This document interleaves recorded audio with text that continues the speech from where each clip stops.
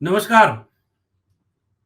Bharatiya Janata party की तरफ से जिस घोषणा की उम्मीद लोकसभा चुनाव 2024 के पहले की जा रही थी, पता नहीं किस दबाव में आकर, हड़बड़ी में आकर भारत के प्रधानमंत्री जब भारतीय जनता पार्टी के स्टार प्रचारक बनकर के रैली में गए और 5 राज्यों के विधानसभा चुनाव में भाषण दे रहे थे, उसी वक्त वो घोषणा कर दी और आज उस पर चर्चा हो रही है। भारत के प्रधानमंत्री कोई भाषण दें और उस पर कोई चर्चा न हो, इसकी तैयारी नहीं करते। भारत के प्रधानमंत्री बहुत तैयारी करके आते हैं। कई तरह के हमले राजनीति में चलते रहते हैं।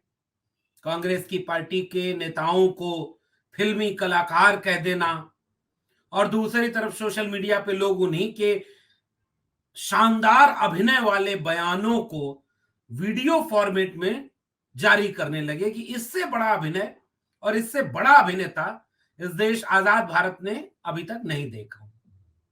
ये चुनाव के दौरान चलता रहता है, लेकिन जिस बयान पर हम आज का विश्लेषण करने जा रहे हैं, इस बयान पर मेरी पहली टिप्पणी यही है कि इस घोषणा को नरेंद्र मोदी 2024 के आम चुनाव के लिए बचा कर रखे थे। ये मेरा विश्लेषण है।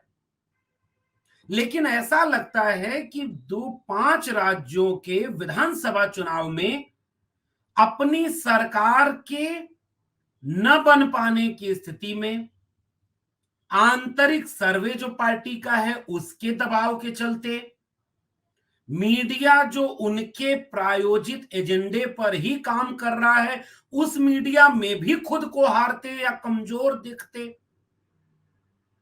भारत के प्रधानमंत्री ने वह घोषणा कर डाली जो आगे के लिए उन्होंने बचा कर रखा है।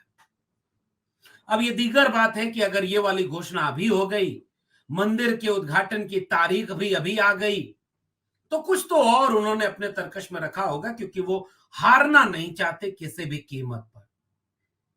भारतीय जनता पार्टी का वर्तमान नेतृत्व जो नरेंद्र मोदी और अमित शाह के हाथ में है, उसने हार कभी न देखी है, न उसको स्वीकार करते।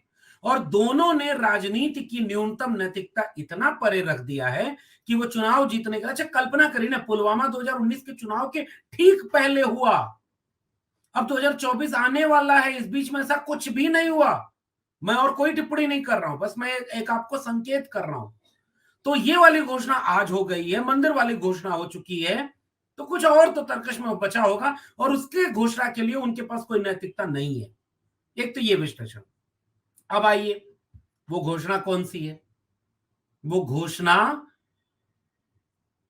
कोई और पार्टी रहती, कोई और विपक्ष में होता तो यह सवाल करता भारत के प्रधानमंत्री से कि भारत के प्रधानमंत्री ने 2014 में जब शपथ ली तो उन्होंने कहा कि कांग्रेस पार्टी की विफलताओं का जीता जागता स्मारक है मनरेगा। मैं मनरेगा बंद नहीं करूंगा। आपको मेरी पॉलिटिकल मेधा पर शंका नहीं होना चाहिए, क्योंकि मैं इसे गाजे बाजे के साथ दुनिया को बताता रहूंगा कि आजादी के 60 साल 70 साल बाद एक पार्टी ने आपको गड्ढे खोदने के लिए मजबूर कर दिया। अब आइए उस घोषणा पर। विपक्षी दलों की नाकामयाबी देखिए, वो इस भाषा में, इस तेवर के साथ मोदी सरकार को घेर नहीं पाते। और आज की घोषणा नरेंद्र मोदी की यह है कि 80 करोड़ लोगों को मुफ्त में जो रेवड़ी 5 किलो, नहीं माफी, 5 किलो अनाज बांटा जा रहा है, अब वो अगले 5 साल के लिए बढ़ा दिया गया है और अब इस देश के 80 करोड़ लोगों को 5 किलो अनाज 5 साल और मिलेगा। अब इसका विश्लेषण आज की पूरी बातचीत में करेंगे।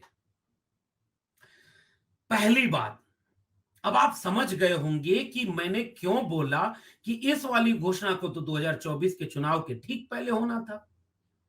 तो इसका पहला बिंदु तो यह बनता है कि 2024 के चुनाव के पहले विपक्षी गठबंधनों ने, जिसका नाम इंडिया गठबंधन रखा है, जिसके लिए प्रधानमंत्री ने घमंडिया और इंडी गठबंधन जैसे शब्द के जरिए उसको डीमोरलाइज करने का कोशिश किया। प्रधानमंत्री नरेंद्र मोदी ने उस गठबंधन के प्रभाव के चलते, जिसमें अब आरोप यह लग रहा है कि कांग्रेस पार्टी उतनी ईमानदारी से काम नहीं कर रही है, गठबंधन के धर्म को नहीं निभा रही।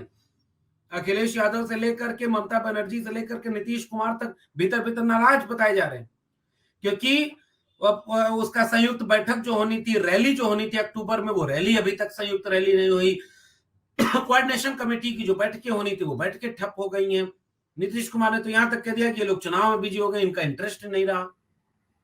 भाई कोऑर्डिनेशन कमेटी को छोड़ देते कि वो बाकी चलते रहता, महीने में 1-2 इवेंट होते रहते।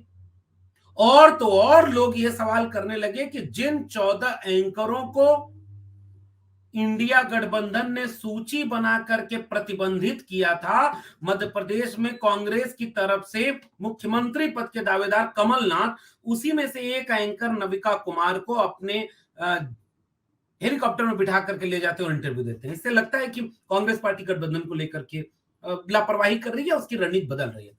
और लोगों का यह विश्लेषण है कि 5 राज्यों में से 3-4 में जीत जाएगी तो कांग्रेस पार्टी फिर अकेले वो सारी चीजें करने की कोशिश करेगी जो मन करेगा। बहरहाल उस पर फिर कभी बात करेंगे। लौट कर आते हैं। कल्पना करिए कि गठबंधन के नेताओं की एक साझा प्रेस कॉन्फ्रेंस आज शाम को होती और भारत के प्रधानमंत्री ने जैसे ये घोषणा की, अब इसका सवाल पूछना शुरू करते हैं। सवाल नंबर 1, 5 किलो अनाज 5 साल के लिए मुफ्त में बढ़ा दिया गया, ठीक है, 80 करोड़ लोगों को। नरेंद्र मोदी ने क्या कहा? प्रधानमंत्री गरीब कल्याण अन्न योजना। कल्पना करें, गरीब कल्याण अन्न योजना के तहत देश के में पिछले 3 साल से गरीबों को मुफ्त राशन दिया जा रहा है। भारत के प्रधानमंत्री का बयान चुनावी रैली में कि पिछले 3 साल से भारत के गरीबों को मुफ्त में राशन दिया जा रहा है, रेवड़ी नहीं। वैसे तो इस योजना का समय 1 महीना बाद पूरा होने वाला है, लेकिन मोदी जी का निश्चय है कि आने वाले 5 वर्ष के लिए, मोदी का निश्चय है कि आने वाले 5 वर्ष के लिए इसे बढ़ाया जाएगा। आने वाले 5 साल तक मेरे 80 करोड़ देशवासियों का चूल्हा जलता रहे, ये मोदी की गारंटी है। नरेंद्र मोदी ने आज फिर से दोनों बाहें फैलाकर यह भाषण दिया। अब विपक्षी दलों के सारे नेताओं को नरेंद्र मोदी से कुछ सवाल ठोस ठोस पूछने चाहिए। पूछ रहे हैं वो लोग, ऐसा नहीं है कि वो बिल्कुल इस पर प्रतिक्रिया नहीं दे रहे, वो सवाल पूछ रहे हैं, लेकिन मैं उसे फॉर्मुलेट करता हूं कि वो सवाल कैसे और पूछे जा सकते हैं। और आप भी जरा सोचिए, आप एक नागरिक हैं, आप एक जागरूक नागरिक हैं, आपको भी इस देश के प्रधानमंत्री का ओहदा बहुत गंभीर होता है। प्रधानमंत्री कोई काम करे तो वो यूं ही नहीं है, तो आप भी जरा एक बार विचार करिए और देश के प्रधानमंत्री जो निर्णय ले रहे हैं उस पर अपना एक विश्लेषण रखिए। सवाल नंबर 1, मुफ्त में चुनाव में रेवड़ी बांटी जाती है अगर वो विपक्षी दल बांटे तो प्रधानमंत्री नरेंद्र मोदी इस बात का जवाब दें कि क्या ये 5 किलो अनाज की बजाय 5 किलो रेवड़ियां हैं जो प्रति महीने 5 साल तक देश के 80 करोड़ लोगों को दी जाएंगी। और अगर ये रेवड़ी नहीं है तो माफी मांगे देश के प्रधानमंत्री, अगर किसी राज्य सरकार या केंद्र का चुनाव लड़ने वाले पार्टियों ने अपने लोगों को शिक्षा निःशुल्क देने की बात कही, मुफ्त में शिक्षा, मुफ्त में बिजली, मुफ्त में पानी, मुफ्त में तमाम काम देने का वायदा किया, तो भारत के प्रधानमंत्री ने उन्हें रेवड़ी क्यों कहा? माफी मांगे देश के प्रधानमंत्री और आइंदा ये कहें कि जैसे हम मुफ्त में अनाज दे रहे वैसे ही कोई मुफ्त में शिक्षा दे रहा, वैसे ही कोई मुफ्त में बिजली दे रहा, कोई मुफ्त में चिकित्सा के काम कर रहा है। सवाल नंबर 2, क्या 5 किलो अनाज 80 करोड़ लोगों को मिलेगा? इसका मतलब यह है कि वे 80 करोड़ की आबादी अब इतनी कमजोर कर दी गई है कि वो अगले 5 साल भी इस 80 करोड़ की आबादी को 5 किलो अनाज पर निर्भर कर दिया जाएगा। क्या 80 करोड़ लोग जो 5 किलो अनाज ले रहे हैं वो गरीबी रेखा के नीचे हैं या गरीबी रेखा के ऊपर? दूसरा सवाल है ये, गरीबी रेखा के नीचे ही आएंगे या ये 80 करोड़ लोग गरीबी रेखा के ऊपर आएंगे? ये दूसरा सवाल। अब तीसरा सवाल, अगर ये लोग गरीबी रेखा के नीचे आएंगे जिसके चलते इन्हें प्रधानमंत्री गरीब कल्याण अन्न योजना के तहत 3 साल में मुफ्त अनाज, 3 साल तक 5 किलो मुफ्त अनाज दिया गया, और अब मोदी की गारंटी है कि अगले 5 साल तक इन्हें मुफ्त अनाज प्रधानमंत्री गरीब कल्याण अन्न योजना के तहत फिर से अगले 5 साल तक दिया जाएगा। तो क्या इस देश के प्रधानमंत्री अगले 5 साल तक इस जनता को, 80 करोड़ जनता को गरीबी रेखा के नीचे ही रखना चाहते हैं? सवाल नंबर 4,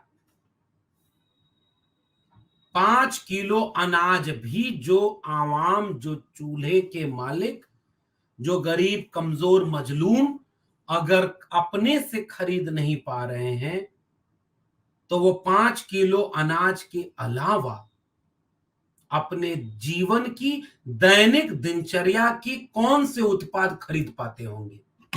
अब याद करिए, अब जरा थोड़ा सा मैं तुलना करता हूं। 4 PM चैनल है, उत्तर प्रदेश में ज्यादा देखा जाता है और बहुत लोकप्रिय चैनल है। अब जरा इसको देखिए, उत्तर प्रदेश में 2022 का विधानसभा चुनाव चल रहा था और चुनाव के कुछ महीने पहले से उत्तर प्रदेश में क्या किया गया, जो 5 किलो अनाज था उसके साथ थोड़ा सरसों का तेल, थोड़ा रिफाइंड ऑयल, थोड़ा नमक, थोड़ा घी, थोड़ा चना, सब कुछ बांटना शुरू हो गया और चुनाव खत्म, बाकी सारी जो चीजें थी वो खत्म, अब 5 किलो अनाज ही चल रहा है। क्या इस देश की जनता इस वाले सच को नहीं समझेगी क्या?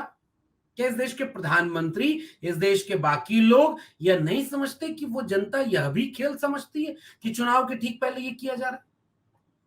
अब पुराने वादों को देख लीजिए। प्रधानमंत्री का आज एक बयान आया है कि भाई कांग्रेस पार्टी के नेता तो फिल्म के एक्टर की तरह आकर के बयान देते हैं।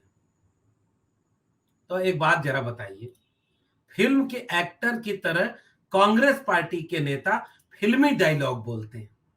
अब चलिए भारत के प्रधानमंत्री के कुछ बेहद लोकप्रिय सुपर डुपर हिट फिल्मी बयान को आपके सामने याद करते हैं। जरा याद करिए और इस बात को पूरा समझने और समझाने की जरूरत है कि वो फिल्मी बयान कैसे दिए जाते हैं।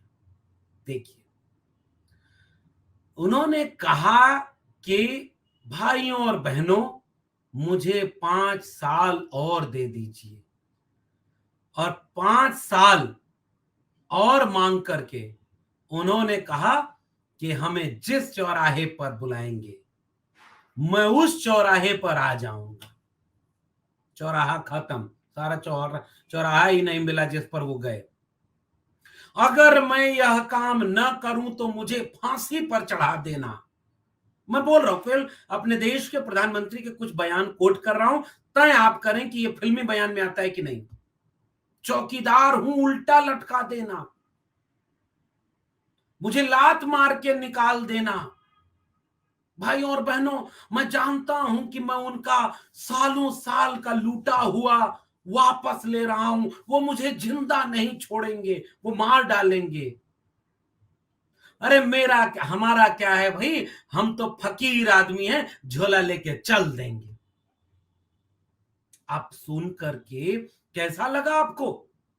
ये इस देश के सबसे बड़े राजनीतिक ओहदे पर बैठे सबसे बड़े, सबसे प्रमुख व्यक्ति के बयान है, और उसी अभिनय की कुशलता के साथ उन्होंने आज ये घोषणा कर दी कि अगले 5 साल तक हम 80 करोड़ लोगों को 5 किलो अनाज मुफ्त में बांटते रहेंगे।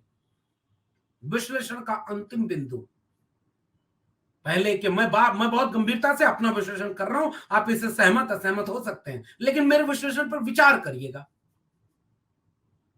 एक किसान से जब आप पूछने जाएंगे तो वो उत्तर प्रदेश का किसान कहता है कि 5 किलो अनाज कितने रुपए का, 100 रुपया, 150 रुपया, 200 रुपया।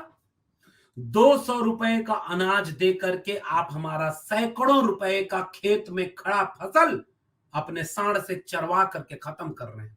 सवाल नंबर 1। 150 रुपए का अनाज दे करके आप हमारी बाकी जगहों पर 1000 रुपए महंगाई में लूट ले रहे हैं। सरसों के तेल में लूट रहे, डीजल पेट्रोल में लूट रहे, प्याज टमाटर में लूट रहे, एलपीजी गैस में लूट रहे। तो बाकी 150 का दिया और एक हाथ से 150 रुपए का अनाज दिया और बाकी हाथ से 300 रुपए का सब लूट लिया। इसका क्या जवाब देंगे देश के प्रधानमंत्री? सवाल नंबर 3। पहले के समय में लोग अपनी जगह जमीन गिरवी रखते थे कि भाई ये घर में चूल्हा में 2 रोटी कम बनेगी, पेंट कम होगा, 2 कपड़ा कम खरीदेंगे, 2 जगह रुपया कम खर्च करेंगे और उस रुपए को भेज करके बचा करके अपने बेटा बेटी को शिक्षा देंगे। जगह जमीन गिरवी रख के लोग शिक्षा दिलाते थे ताकि वो रोजगार पाए, पूरे परिवार की अर्थव्यवस्था ठीक हो जाए, ताकि वो अपने पैरों पर खड़े हो जाए। और आज 5 किलो अनाज पर आपके वोट को गिरवी रख दिया गया, आपके बच्चों की शिक्षा बेच दी गई और आपको 5 किलो अनाज पकड़ाया जा रहा है। अब आप बताइए, आपको 5 किलो अनाज पाना मुश्किल काम था या अपने बच्चे को अच्छी शिक्षा दिलाना? आपको 5 किलो अनाज सबसे कठिनाई से मिलता या आपके बच्चे को रोजगार सबसे कठिनाई से मिलता? आपको 5 किलो अनाज पाने में अगर इतनी मुश्किल है तो आपके बच्चे कहां शिक्षा ले रहे होंगे, कौन सा रोजगार पाएंगे? और अगले 5 साल तक आपको मुफ्त में 5 किलो अनाज मिल रहा है। अब ये मत कहना बीजेपी के भक्त लोगों कि अब 5 किलो अनाज पर पैसा खर्च नहीं करना पड़ेगा, बाकी जगह पर वो पैसा खर्च होगा जिससे वो अच्छी शिक्षा पाएगा, जिससे अच्छा रोजगार पाएगा। नहीं भाई, शिक्षा, नई शिक्षा नीति 2020 के तहत प्राइवेट हाथों में बेच दी गई है। वो धीरे धीरे करके बिक रही है, अभी दिखेगी नहीं। 5 किलो अनाज से 150 रुपया बचा और 1.5 लाख रुपए पे एक डिग्री मिलेगी। नई शिक्षा नीति 2020 ने ये किया, दिया 5 किलो अनाज और लूट लिया आपके सपनों को, लूट लिया आपके भविष्य को। और अगली बार भी आप उन्हें वोट दें, इसके लिए 5 किलो अनाज की रेवड़ी नहीं, माफ करिए, 5 किलो अनाज का प्रधानमंत्री गरीब कल्याण अन्न योजना का 5 किलो राशन 5 साल के लिए बढ़ा दिया गया। बधाई हो इस मुल्क के लोगों, आपका प्रधानमंत्री आपकी लाचारी, आपकी बेबसी, आपका निकम्मापन, आपका अफसोस, आपका स्मृति लोप सब जानता है। इसलिए भारत के प्रधानमंत्री की माया यह है कि वो जानता है कि आप धर्म के नाम पर वोट देंगे, इसलिए मंदिर बनवा रहा। वो जानता है कि आप राष्ट्र के नाम पर वोट देंगे, इसलिए शहीदों के नाम पर वोट मांगा। वो जानता है कि आप 5 किलो अनाज पर वोट देंगे, इसलिए वो 5 किलो अनाज दे रहा। प्याज टमाटर से लेकर के सारा महंगाई बढ़ा रहा, आप उस पर सवाल नहीं करेंगे। आपके बच्चों की शिक्षा बर्बाद, आप उस पर सवाल नहीं करेंगे। अब विपक्षी दलों के गठबंधन अगर इस मुद्दे को इस धरातल पर आम जनता के बीच ले जाएं तो इस पर भारत के प्रधानमंत्री को घेरा जा सकता है। भाजपा के पास इन सवालों का कोई जवाब नहीं होगा। मगर क्या करेंगे, विपक्षी दलों में जो सबको एकजुट करने की जिम्मेदारी कांग्रेस की थी, वो बैन किए हुए 14 प्रवक्ताओं में 14 न्यूज एंकर में से एक को लेकर के जहाज में घूम रहे। साझा रैली मध्य प्रदेश में होनी थी, वो नहीं होने दे रहे। उनको लगता है कि अकेले जीत जाएंगे। देखते हैं आने वाले दिनों में ये सियासत इस सब को लेकर किस करवट बैठती है। आपको ये विश्लेषण कैसा लगा नीचे कमेंट बॉक्स में बताइएगा। देखते रहिए 4 PM, फिर मिलेंगे किसी और टिप्पणी के साथ। तब तक के लिए बहुत बहुत धन्यवाद।